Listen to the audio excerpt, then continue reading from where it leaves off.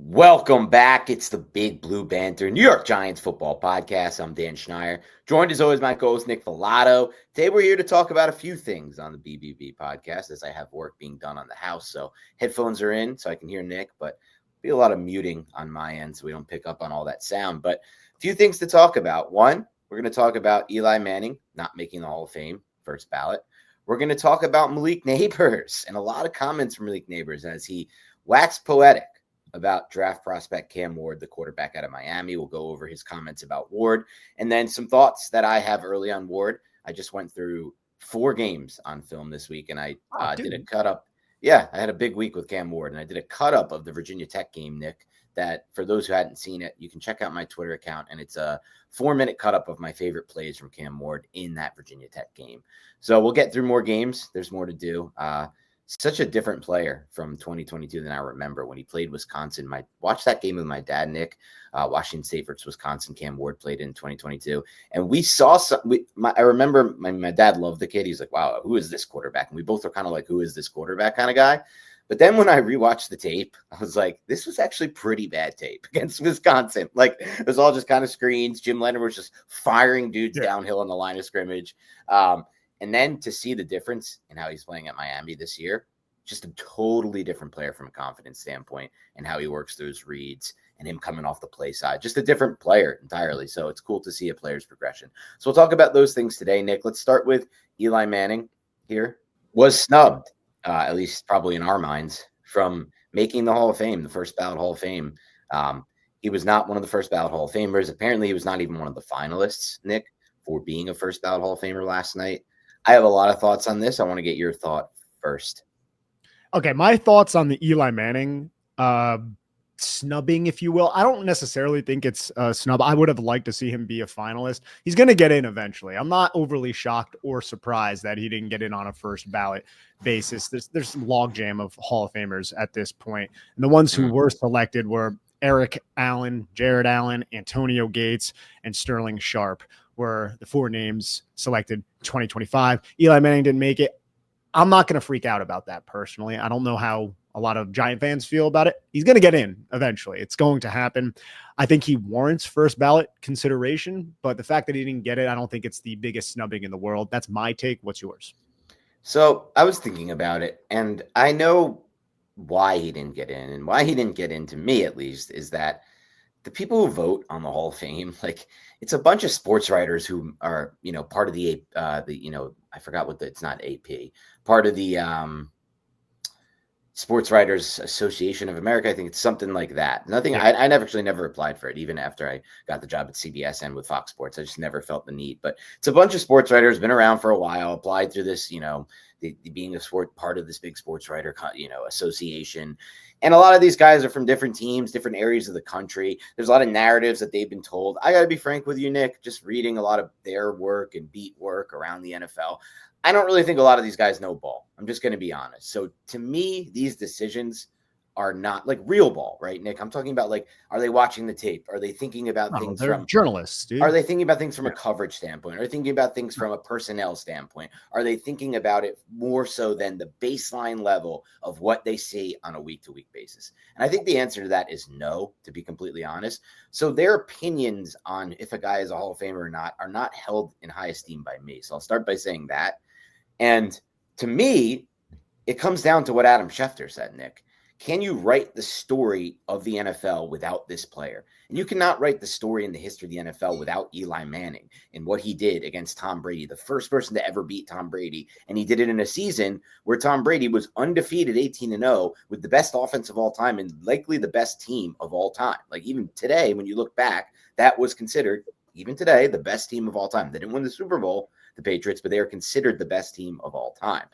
In addition to that, he did it again a couple of years later against Tom Brady. And I know Nick Foles eventually did it against Brady, right? Later on in his career. It was an older Brady. It was a different team. But the team that Eli Manning beat, the first team that Eli Manning beat, was the best team of all time. So that story cannot be written. That's the first and foremost reason I think he should be in. You can look at the stats and the numbers. They're not excellent when it comes to Eli Manning, but there are some stats that really stand out. Fourth quarter comeback drives, fourth quarter touchdowns. He had 15 of them in that 2011 season. Game-winning drives, 37. That's top 12 all time. The consecutive starts, the total numbers that are being held against him for passing yards and all these stats, whatever they may be, don't hold that against him. That's because he was able to play for that long. And in doing so, there were times where he, suffered a high ankle sprain against the Chiefs early in his career. Supposed to be out 4 to 8 weeks or whatever it was. Didn't miss a week, played through it immediately. And that was the story of his career. He played through multiple injuries multiple times and never missed a game until he was benched for Geno Smith. So this is also another factor that I think is part of the case to why he should have been that. But it does come down a lot to what Schefter said. I really do believe that. And when I was listening to Schefter say that, every single player on that panel, Dan Orlovsky and whoever, they were like, oh, this is terrible. Like the media when Orlovsky's like, I think he should have been in automatic. Like, I'm shocked he didn't get in. Everyone agreed, but the writers don't agree. These writers are not the same. Am I going to hold the writer in the same esteem? The writer from Houston or whatever city that never really watched Eli Manning tape or anything on Eli, the same level of somebody like Dan Orlovsky. It's people who have been a part of the game and played the game. No, I'm not. And I think the perception of Eli Manning around the NFL, Nick, is the reason he didn't get into the Hall of Fame on the first attempt. It's a bad perception he has that people have of him. I also think it goes back to when Eli Manning was drafted. A lot of those writers were chastising the draft pick and just saying, well, the only reason Eli Manning is drafted this high is because he is Peyton Manning's younger brother. He's just riding the coattails of the Manning name. And then the beginning of Eli Manning's career, especially his rookie season, it was very bad. He really stabilized in his sophomore year a little bit, but still, there were a lot of rumblings. If we go back to 2007, before the Giants went on that magical run, like, oh, Eli Manning, is he really the answer? And there was a lot of negativity surrounding him. And then when the Giants made the playoffs, all those writers and everybody were like, no, the Giants are going to get bounced against the Cowboys. The Giants are going to get bounced in the playoffs against this team and that team. And then they just kept winning and winning. And then they won against all odds in Super Bowl 42. Against all odds, as you said, beat best team possibly in NFL history. And then he does it again in 2011. And the same exact story. All those writers were like, the Giants, they're not it. Eli Manning, he had that run, but it was a miracle catch by David Tyree. It was just really luck that they beat Tom Brady and Bill Belichick in the Super Bowl. That's all it really was luck. And a lot of people were saying that and trying to run with that narrative. And then he did it again. And the egg was just all over all these writers' face. So I always feel like there was a little bit, and this could be my bias, but I do believe there was a little bit of bias against the Giants and Eli Manning and that era of teams. Now, to give merit to their argument, I would say the Giants weren't uber competitive all the time through Eli Manning's career. They made the playoffs, and when they made the playoffs, they did some damage. Like, his playoff hit rate was very high, but it wasn't like the Giants were consistently in the playoffs every single season. They had their down years when Eli Manning was their quarterback, and I'm sure that, coupled with the fact that Eli Manning had such a long, stable career, which I think that should be held in the argument for Eli Manning making the Hall of Fame, people hold it against him because of their preconceived notions before about Eli Manning being a bad pick that stemmed from way back when he wasn't winning the Super Bowl, if that makes any sense. So I do believe there are some jaded and a little bit biased reporters out there. With all of that said, I don't personally get my panties in a bunch about this. I don't. I think, yes, if I'm picking, it's going to be Eli Manning, but Eli Manning is my favorite athlete of all time. So I understand that. I'm certainly not objective in this case. I think you can make a very strong case that he'll get in. He did not get in. I think he'll get in next year. And that's kind of how I view this situation. Yeah, I think that's a good point. I also agree with you that I don't think that I'm objective in this case at all, to be completely honest, because he's my favorite player of all time. Athlete, yeah, so I wouldn't consider myself objective, but I would consider a lot of hypocritical analysis around this. For example, all day, all year, all week, I hear the same nonsense from the same sports writers who didn't vote him in. Josh Allen, should we question him? He can't get the job done. He can't win. Lamar Jackson, he can't win. Blah, blah, blah. He can't win. He can't win. But then, so the wins are everything to these people when they're criticizing Lamar or Josh Allen or overutilizing it to say Justin Herbert's not good or whoever it may be. But when it's the opposite and you have to vote someone into the Hall of Fame, now these wins are not worth a lot. Now the fact that Eli was at his best in the clutch moments, in the fourth quarter comebacks, and in the drives to win the games in the playoffs, now they don't matter. And the wins don't matter. The 2 Super Bowls against Tom Brady don't matter. So what is the deal here if you're the sports writer? Are you these wins everything, like you're assigning them with Josh Allen, Lamar Jackson, and the players of today, or are they nothing because the stats don't back it up, like you're assigning them with Eli Manning? So there's that level that bothers me, Nick, for sure, when it comes to this. But ultimately, like you said, I'm not going to let it really ruin my day or anything like that. I feel for Eli Manning. He doesn't seem to care. He's had a statement today. It was like, I was kind of expecting this, whatever. I'm not going to let it define my career. He's going to find himself in the annals of the Hall of Fame in due time. It's going to happen. He's obviously deserving. He has the pedigree that we already laid out. It's just got to be a little bit patient with it. And again, as you've already said, as we've discussed, this Pro Football Writers Association making these decisions, they're not, I don't think, the most objective either. I think they have their biases and they're not actually looking at the full picture. Goes back to the beginning of this conversation, Dan. Can you write the story of the NFL without Eli Manning? You cannot. He will be a Hall of Famer soon.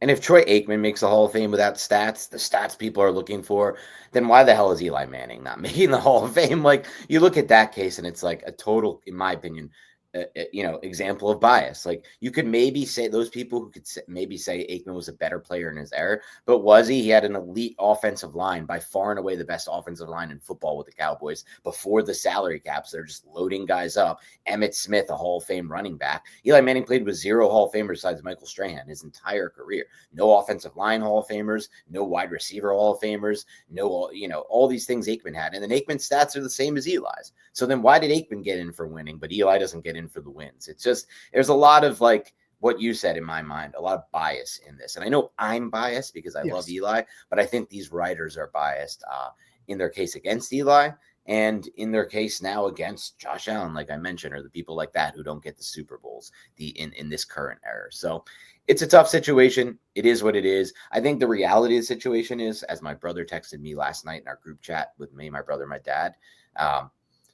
it is just like the cherry on top of what has been just the worst freaking year for Giants football, man. Like, it starts with they win 2 stupid games against the Patriots in Washington and lose out on Jaden Daniels. Then after that, Saquon Barkley signs with the Eagles and wins Offensive Player of the Year, and they're in the Super Bowl. And then after that, the Giants had a 3-win season and they won a game in week 17 or whatever it was to lose the first overall pick for no good reason and drop the 3. And then after that, Eli Manning gets snubbed from the Hall of Fame. Like, all of these things happening in one year for the Giants is just a rough life for us.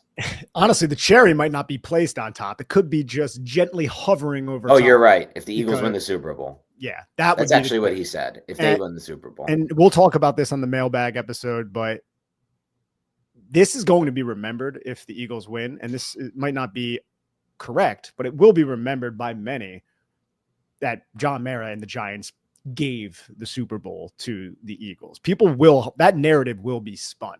And it's going to be very annoying. Like, I love watching football with my dad. My dad gets so pissed off whenever the Eagles are on and Saquon goes on like a 40-yard touchdown run. And then, of course, they're like, oh, Joe Shane and the Giants. And it's just like, all right, shut up with this narrative, please. All right. Like, we're a calendar year, basically, almost away from that decision. Can we move on a little bit? But if they win the Super Bowl, I don't think that will ever be moved on from. Especially if Saquon wins MVP if they win. Yes. Which is possible. If he has 2 long touchdown runs, he will have a good chance to win MVP. Very possible. I mean, of course, as I talked about on Twitter yesterday, you unpack the numbers and the yards created before contact. It's crazy. For Saquon Barkley in his 1 year with the Eagles versus years with the Giants. And by the way, let's be clear, yards before contact is an offensive line stat. It's night and day. He's averaging almost 2.5 yards before contact. At times, it was down to 1.1 with the Giants yards before contact. I mean, who the hell thinks that Saquon Barkley would have done this with the Giants? And who the hell thinks that Saquon Barkley is not getting is the benefit of the best offensive line in football with a Hall of Famer, Jalen Hurts, so you can't crash your DNs on zone read. And I know you kind of had that with Daniel Jones, but let's be honest, no one really respected his run like they respect Hurts. And then 2 outside receivers, who you literally just can't play press man on or just play no safeties over the top because they'll just burn you over the top. Because Jalen Hurts is a great over the top thrower, something Daniel Jones was never good at. So I know 1 year PFF said he had a good grade on it. But all this stuff needs to be factored in. Oh, wait, how about this? They were 22nd in defense last year, Eagles, or 25th, and Vic Fangio got them all the way up to 1st. Yeah. Cooper DeJean. and Kenyon Mitchell, the two best DBs in the draft that they were able to draft. And Jalen Carter broke out as one of the 3 or 4 best defensive players in football. And Zach Bond was signed and is an all-pro inside linebacker. Like, Saquon Barkley is not all of those 17 things I just listed. So it's just a stupid narrative. It's like we're overcrediting. We undercredited running back. I'll give you that. Now we're overcrediting it to a stupid point that, like, I don't want to hear about either. I agree. I agree with everything you said. I'll say this about Howie Roseman. It was a very, very smart and wise move getting Saquon Barkley on that team with the infrastructure that they had on that offense to alleviate the pressure for Jalen Hurts. That was an amazing move by Howie Roseman, and that's why Howie Roseman is one of the best executives every single season. Yeah, and for them, it's a great point by you. For them, and I'm not trying to discredit Saquon. He's taken that to the next level. He's taken what they've done to the next level, for sure. But it is what it is. We'll move forward, and hopefully the Chiefs can win this football game. We'll have to see what happens. Yeah, it's going to be an interesting game. The thing that sucks for me, Nick, is I am convinced that I don't believe the NFL is rigged by any means. I think people who say that are just are not thinking about this the right way.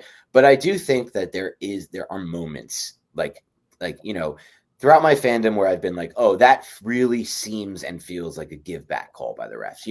They make a bad call. They know it. It's too late. We've moved on. And so then you'll see like a holding or something really that helps pull back a drive. I think I get the feeling that all this nonsense talk about how the Chiefs are, getting all the calls and it's rigged is going to work against us who are rooting against the Eagles, because they're going to be more biased, a little bit shaded toward the Eagles in this game.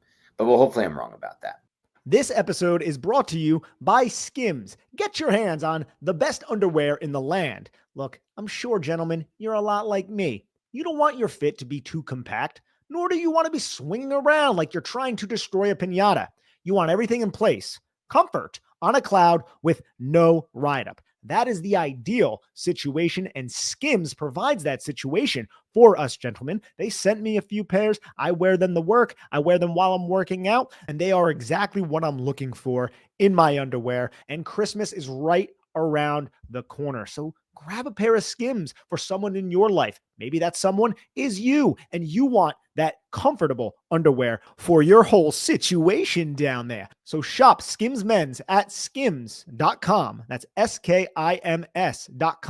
Let them know we sent you. After you place your order, select podcast in the survey and select our show, Big Blue Banter, in the drop-down menu that follows. And if you're looking for the perfect gifts for the whole family, Skims just launched their biggest holiday shop ever. So visit skims.com to check that out and maximize your draw's comfortability. Hey everyone, this episode is brought to you by Manscaped, the global leader in men's lifestyle and grooming.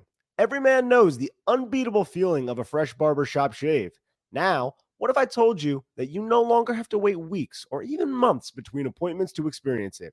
Introducing Manscaped's newest innovation, the Chairman Pro Electric Foil Shaver, the game-changing tool that brings the luxury of professional shave right into your home.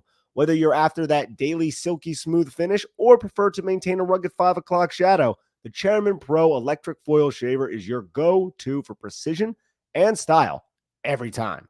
Head over to manscaped.com and join the over 11 million men worldwide who trust Manscaped by using code BIGBLUE for 20% off. Gentlemen, this has changed the grooming game for me, and I highly recommend it for you. Get the Chairman Pro today and experience a shave that is as smooth as you deserve. Get 20% off plus free shipping with the code BIGBLUE at manscaped.com. That's 20% off plus free shipping with the code BIGBLUE at manscaped.com. Yeah, I don't know. Maybe. We'll see. I hope I'm wrong.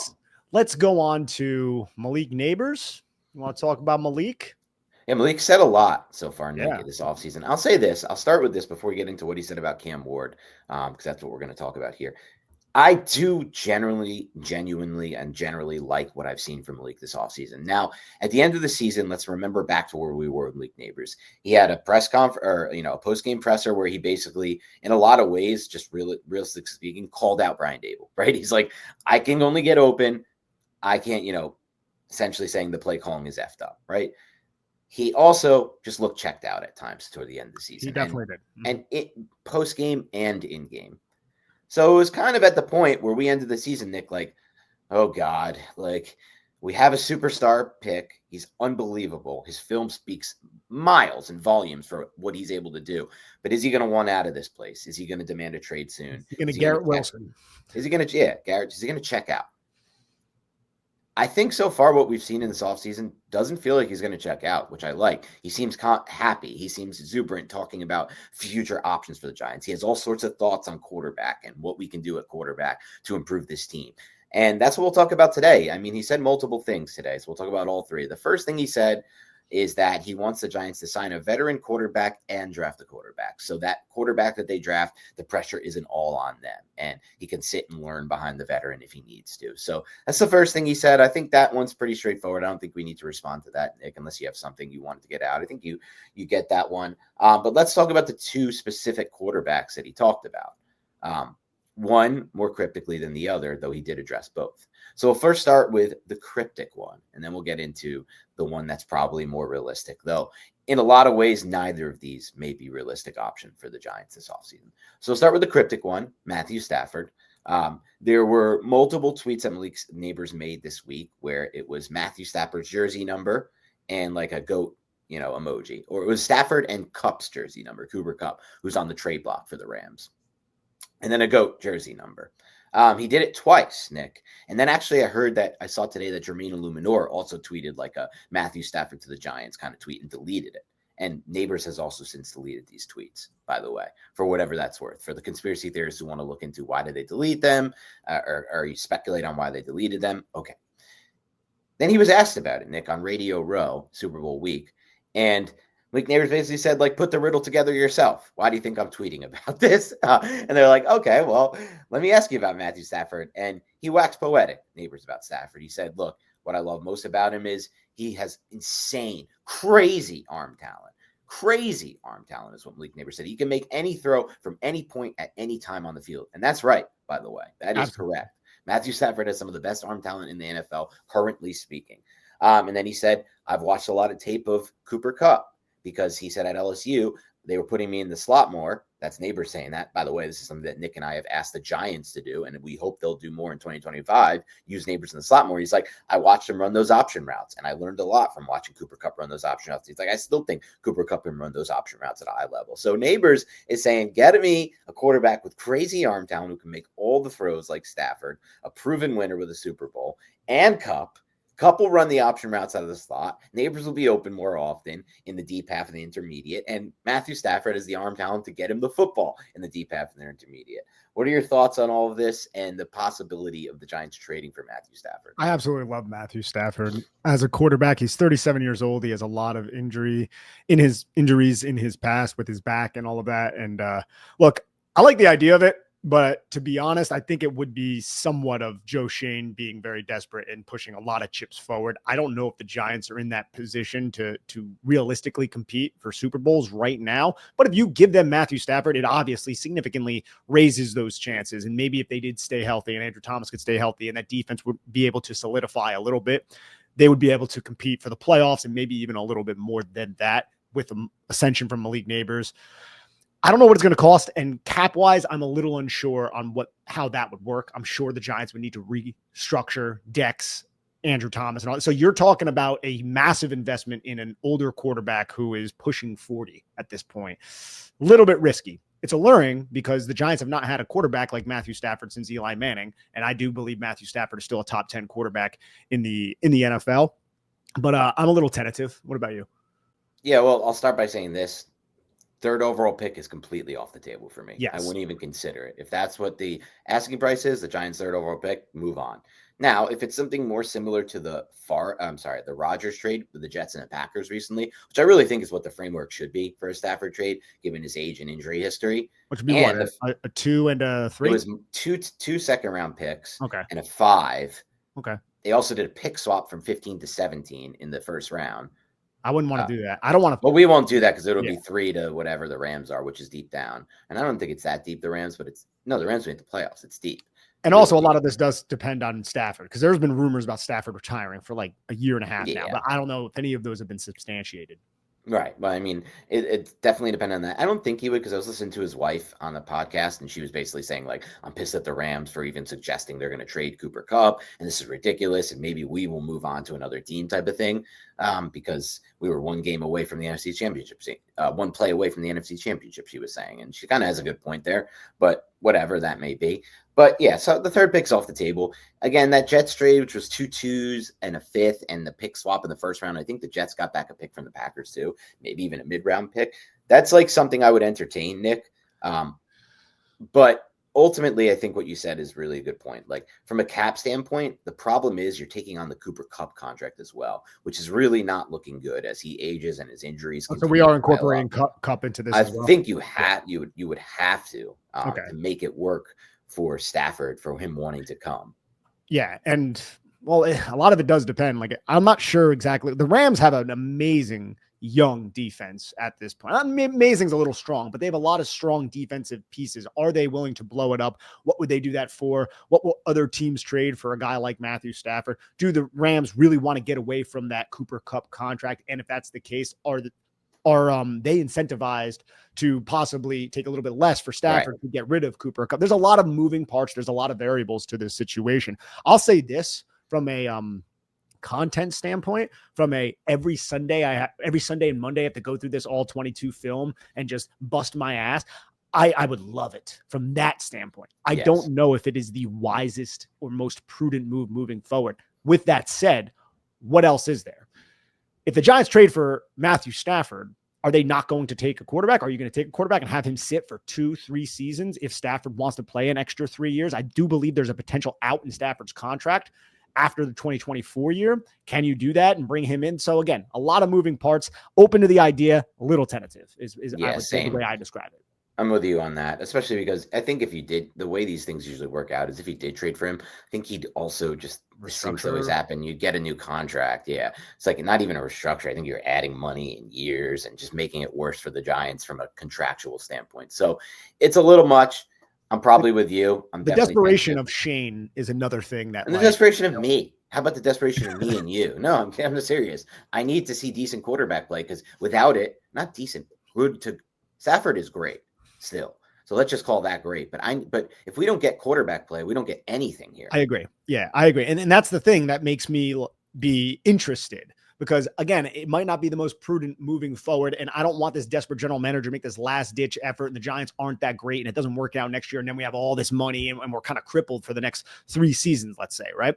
But I know, and we've talked about extensively on this podcast, that if you identify and locate a quarterback, even if he is a little bit older, your chances of actually competing and putting a competent football team out there will be significantly raised. And that's what we've been trying to do since we started this podcast. So I have to be open to the idea of bringing in someone like Matt Stafford, because who else are we looking at? Like Russ Wilson, Justin Fields, Sam Darnold. Like Stafford is so much better than those options, but the cost, and it's going to be a very heavy cost. And that I just think we have to have a real conversation about.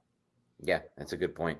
And so we can also talk a little bit about what Cam Ward said about, I'm trying to find the exact quotes now. There's been a lot said. Here it is. What he said about, or I'm sorry, what Malik Nabers, I should say, because Malik Nabers is the one who called for Stafford, said about Cam Ward. I mean, he really waxed poetic about him.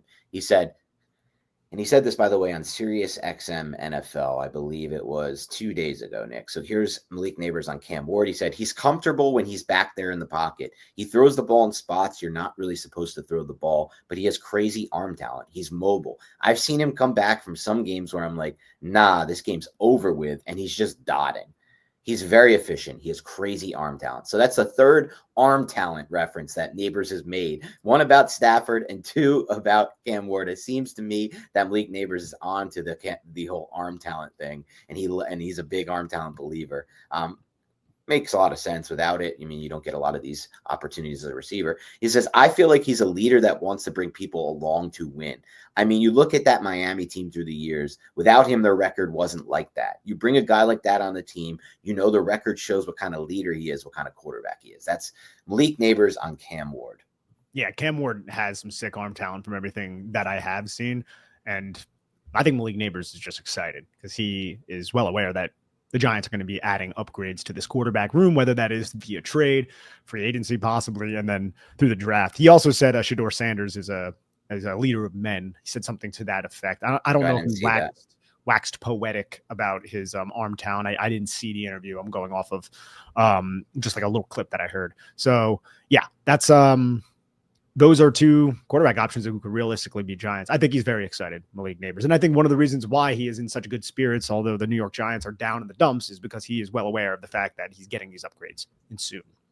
Yeah, and a funny thing that came about this, Nick, because I've been posting a lot of Cam Ward tape on Twitter, a couple tape breakdowns. I looked into something like, I'll start with that, with something Malik Nabers said, like, there's just all these crazy moments from him where it's like the Miami team that wasn't winning a lot of games before he got there, and then they started winning when he got there. And there are moments that I see where I can see the vision of what Malik Nabers is talking about. So, for example, I broke down the Virginia Tech tape. Again, I think I mentioned this earlier, but if you want to see, I put a cut up of his best plays against Vatech on Twitter. But there was a moment that Cam Ward's talking, or that Malik Nabers is talking about with Cam Ward, where, they're down that whole game, Nick. They're mounting a comeback, and he does have a comeback win there against Virginia Tech. And in that game, it's a 3rd and 3, and Virginia Tech calls a really good blitz call. And it's not even, I think it might have been 4 or 5 man blitz, but the interior offensive lineman for Miami just gets beat completely. 3rd and 3, Cam Ward's in the pocket. He ducks under the sack, Nick, and he just gets out of the first sack. Then he kind of scrambles his way through and up the pocket, and then does that Mahomes thing where he just finds that solution, the check down, the tight end who's in. Yeah, he does that a lot. And just flips it to him. And now we're talking about a play that was sacked and done. The game's probably over. It's 4th and 13. Maybe you can get a lucky play to get out of that. Instead, it's a massive gain down to the 4-yard line. Game over. It's a game-winning play by Cam Ward, and he does do a lot of that. He does. And I appreciate that ability to extend the play and find a solution. It's going to be a little bit more difficult in the NFL with the athletes, because he's just evading these, as I like to say, lawyers and these accountants. But yeah, no, dude, it's funny, bro. And I like it that both of these quarterbacks, and this could be me just speaking out of my ass, but both of these quarterbacks seem like they want to be New York Giants. Sort of, yeah. I wouldn't say that. You think sort of? Sort of. Shedeur, I think it seems like. I haven't really got that feeling with Cam. I don't know, man. Cam's sitting there talking about Malik Nabers. He's like, dude, that guy is a dog. He is a Pro Bowler. Like, he's waxing poetic about Malik. So I'm speaking mostly on that, and I don't know if there was a question that prompted it. To me, I don't know, man. I think I don't know. I get a feeling that they do. That they do, and it's like, the New York Giants are not an appetizing place to go at the moment with them being so down in the dumps, but it's New York City. You have Malik Nabers. You have a left tackle. I don't know, man. Well, you also have the other options, right? Like, it's not that appetizing to want to go to Cleveland right now. Not at all. It's not that appetizing to want to go to Tennessee right now. Two teams without the history, without New York City, and without Malik Nabers. That's my point, though. I think right now with those two, it's not like a Los Angeles team is picking high. It's not like the Jets are picking before the New York. The Giants are that first desirable location with young talent on it at the moment. And even though everything has been so devastatingly bad for the New York Giants, it still seems like people are like, hey, I'd love to go and play in New York. And that's one of the beautiful things, I guess, about playing or being someone who covers and a fan of this city. Yeah, for sure. And it's definitely good to see. Obviously, the Giants have the 3rd pick, though. So a lot of this may end up being moot. The Giants screwed themselves out of the 1st pick where they would have had their chance at any of these guys. But we'll have to see if Cam Ward is available. I'll say this about Malik Nabers' evaluation. I brought up that play against Vatech where he kind of did do exactly what Nabers said, lead him back down with a crazy individual play. There were a lot of NFL plays on that tape against Virginia Tech, and I'm excited to see a lot more. I've seen that. I've seen I've seen his game against Wisconsin with Wazoo. I saw a couple others from Florida State and one other that I forgot. I've seen 4 games already of Cam Ward. A lot of NFL plays, man. There are moments where he is looking at the play side. It's not there. He comes off the play side, and the red zone makes a play. There are moments in the red zone where that ability to just do the different arm slot stuff, like he has a touchdown throw against Virginia Tech where the second level defender is there. The only way to make that throw is to layer it over the top. So it kind of has a trajectory of getting almost like a loop type of trajectory over that defender. And then usually like that's tough to get the ball back down to the point where the receiver can catch it and tap the toes. But the ball just drops like nicely into that top spot of his hands, taps the toes in for a touchdown. Like there's a lot of good touch in the red zone and ability to change arm slot. There are a ton of misses and bad plays. Like when I did a cut up, like I did a 4-minute cut up, I did only the best stuff I like, the stuff that might translate. There's misses too. There's a ton of screens. All these guys have so much screens. I watched one game tape of the kid that people like, McCord. I just wanted to see a little bit what he was at Syracuse. I watched that dude and I'm like, there are moments that are interesting. Like he makes some field side throws, Nick, and his arm talent in that short, like kind of, do you remember Kyle Orton? Do you remember him by any chance? Of course. His arm talent reminds me of Kyle Orton. And by that, I mean, in those short and intermediate areas, Kyle McCord, we're talking about the Q's quarterback, former Ohio State, he can like dart the ball and it gets to the perfect spot where the catches receiver in stride. But like, I also watch that offense and it's all just spread shotgun, define first read bullshit. And it's like, okay, good job. Syracuse figured out, like they spread everyone out and they figured out, and him and McCord figured out pre-snap where the best matchup is going to be. And they ran a quick in-breaker or whatever, and he gets the ball into a good spot. That shit not going to work in the NFL. At least with Ward, when I'm watching him, I'm seeing him come off the play side, go to the backside and try to create something, or, hit these layered type throws, or, these deep outs in between cover 2, whole shot type stuff. Like that's the type that gets me excited when I'm watching and I'm worried about that. I'm going to see similar stuff when I watch Jackson Dart, to be honest with you, like in that system where it's just like, is any of this shit really translating to the NFL, or am I just going to have to guess when it comes to this type of system? So just some thoughts on that as we move forward with quarterbacks. One final thing that's funny as we'll close out here. I did put all that tape up of Cam Ward, Nick, and I got a DM yesterday that I shared with you from somebody with the last name Ward. I can only assume part of his family. Shout out to this guy. I don't want to put him out there, but hilarious DM. He's like, and I'm being serious. I showed you this. We should put this up online, Nick. Actually, it's still funny, but I don't have the screenshot of it. I can do a post if you want me to. No, you don't have to. I was going to say put it in this, but I'm just going to. Oh, I guess I sent you this as a text because I don't have it in our DMs. So I'll just have to, or I'll probably have his DM somewhere. There it is. So he said to me, let's arrange for you to come run a few routes for Cam. And this is somebody with the last name Ward. I assume it's one of his family members. He's like, can you do this? I'm 100% serious. The best view for his arm talent is up close and not from film. And so obviously. What prompted this though? Is this from the thread that you put out? So he's like, hey, like he actually has from the clip where I posted one clip of, there's a moment in the Vatek game where he hits a throw that's like an in-breaker in the intermediate range, and he just rips that ball in there, Ward. Like it's that 3-4, and the ball just gets there to the receiver. Like you watch it from both angles, Nick, and you'll see the ball just like, what's the word I can use? The ball just like, it zips into the top of his receiver. So I was like, wow, that was a nice well-timed rip by Cam Ward. And I think he, so he sent this based on that. It's just so funny to me. It's like the idea that like Cam Ward would waste his time to come meet up with me and throw me routes. And I was like, I responded to him like, trust me, nobody wants to see this 5'8" guy on the wrong side of 30 running routes for Cam Ward. I would run the shit out of routes for Cam Ward. If he slid into my DMs and it was realistic and they were serious and they wanted to waste their time throwing routes to me, I would do that in a second, bro. I go out to the field, I run routes, man. I love it, dude. Well, I just gotta watch the athlete than me. I don't want to tear no shit up, but dude, chance to throw with Cam Ward, chalk it up, that'd be fun. I told you I'd love to watch if you can get somebody real to run routes and not me. But it was just a really funny thing to see. So just interesting whole situation with Malik Nabers, Cam Ward, Matthew Stafford, a lot going on, a lot of ideas churning out in the minds of Giants fans and Giants players, apparently, as far as what's going to happen at quarterback this offseason for the team. I think the bottom line is we are looking for upgrades here, so we'll see what happens. All right, that's all for the Big Blue Banter podcast today. Have a great rest of your week or weekend. We'll talk to you soon. Please support the show by hitting the like button right now, subscribing, writing a comment. Help us boost this algorithm up. Help us get the show rolling so when we get to free agent and draft season, we have a lot of momentum. We need that momentum. We need your help to get us that momentum. Have a great rest of your week. We'll talk to you soon.